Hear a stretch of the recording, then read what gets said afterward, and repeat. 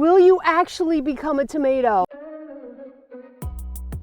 I thought they were caterpillars all over. I am so bummed because, look, I think it looks terrible. Like some things just flat out died.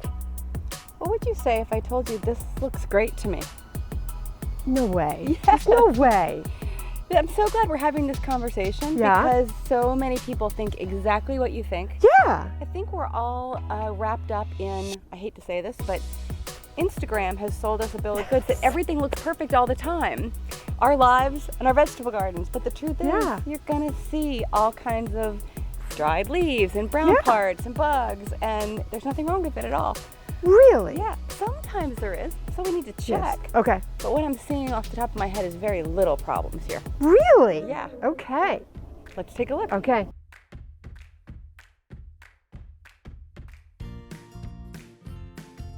Where do you want to start? All right, I want to walk through this and show you where everything is actually healthy. There's just one thing I want to keep my eye on that I'm a little concerned about. What? The tomato right there. Oh, of course. First of all, what's funny about this is you actually got a little tomato here already. Look at this little tiny guy. Oh my. So cute. Will you actually become a tomato? Now, it's a grape tomato, so I'd really like to see you have more than one. Yeah, me too. And this does not look like blight to me. This looks like just some environmental transplant stress and lack of water. Lack of water? Yeah. I water every day. Yeah, but I don't know how much you're watering. Are you using a watering can?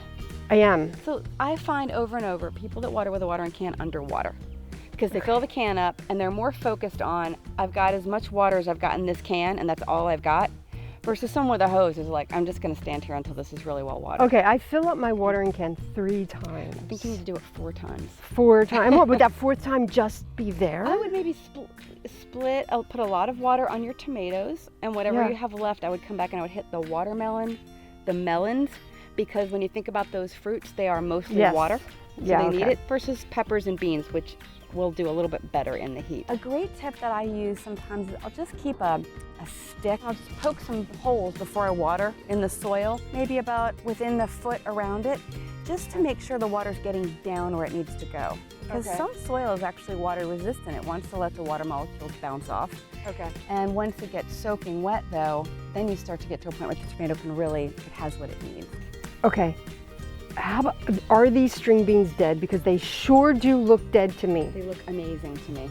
You gotta be kidding me. No, I mean there's some dead leaves here, but that's pretty common. This looks like some transplant stress to me, and also looks like we had some really hot days and maybe there was a day or two where you didn't quite water as much as you thought, or you skipped it. I didn't skip it. I don't think. Just one really hot day with not enough water will harm a plant. And so some are doing okay, some are struggling, but even your struggling plant, look, is producing all the green beans.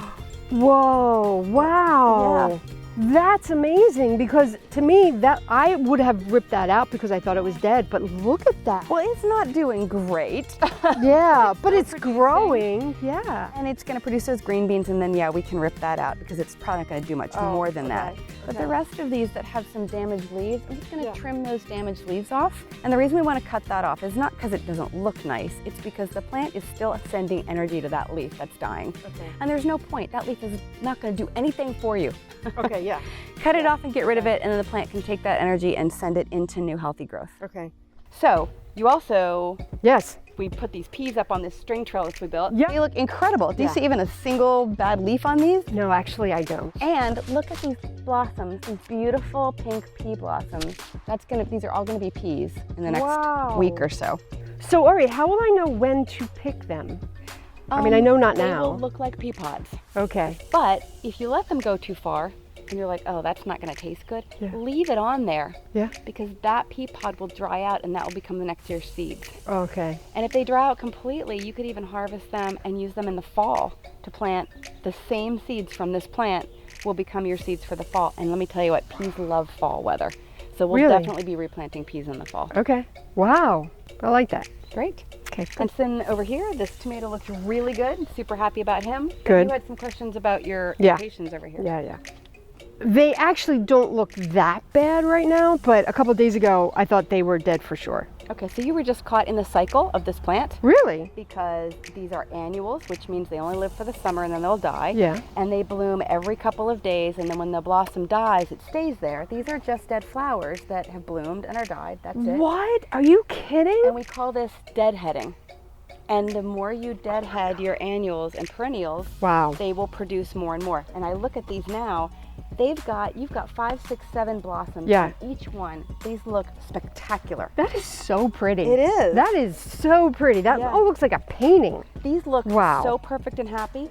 These are all going to bloom over the course of the next week, and then you're going to have those dead blossoms. When you come out here in the morning to check on your garden and you're letting the soaker hose run, walk around here and just pick off any spent blossoms. Okay. And it will be so happy. That is such a sign of a beginner gardener. I mean, I thought they were dead. It's like, no, they're not. Look how good they look. Yeah. Once again, thank you. Thank you. I mean, how would I know this? Thank you so much. This is what we're here for. The goal is to become a gardener. Another gardening update. It's been pretty hot the past couple of days, but luckily I bought a couple things that Toni told me. I got a pail with a spout so I can water my beets and not push them into the ground and kill them. The biggest thing I got though, which has been incredible, is a hose extender. So look, I'm standing right next to the beds and I can water. So hopefully things won't die. Gardening update. It seems Toni does know what she's talking about. Look at that. Just some watering. It's been a couple days, but they are absolutely beautiful. Gardening update, and this one is kind of interesting and exciting. Look, these pea pods just kind of came out of nowhere, and they're purple, which I had no idea they were going to be purple. I didn't know pea pods could be purple, but I sent a picture to Toni because at first I thought they were caterpillars all over, which was not good. So I sent a picture to her, and she said no, they're a magnolia variety. And she said anytime a vegetable is purple, it's extra healthy for you. So there you go. So I'm excited. Still have to wait for them to grow a little bit more. Okay, gardening update. So these are the melons that were in the corner of the bed, and they're just like a big old tangled mess. I don't know if you can see. See, they like started wrapping around each other. So I sent a picture to Toni. She said it's okay, don't do anything, because I thought maybe I should rip them apart, which of course that would be a terrible thing. But she just said to lay them over the side of the bed and eventually they'll grow out. I don't know. Hopefully they'll be okay. Second update, remember the peas? They were beautiful. I came out here and I thought, oh my God, I have killed something else because look, they're dying. And it's been really hot. So I thought I didn't water enough. This watering is killing me. It hasn't rained in several days and I could really need it to rain because the watering just goes on and on. But anyway, I sent her a picture. She said they're not dead. Well, I guess they are kind of dead, but once they harvest, which look, I have so many peas. She said once they harvest, they die. And if you want more, then you just have to plant more, which I kind of didn't know. I thought they would just keep producing them, but okay. So it's time to take these down and eat them. Look at this. I think this might make me a gardener. Not sure because I still haven't grown a tomato, but I did grow this and I'm gonna taste them. Thank you for watching all season long. If you'd like to keep watching updates, check out my Instagram and Facebook page. Also, Toni's Instagram and Facebook page are filled with really helpful gardening tips. Here we go. Oh, it's really good. I happen to like peas. It's really good. Thanks so much for watching. Fingers crossed for tomatoes.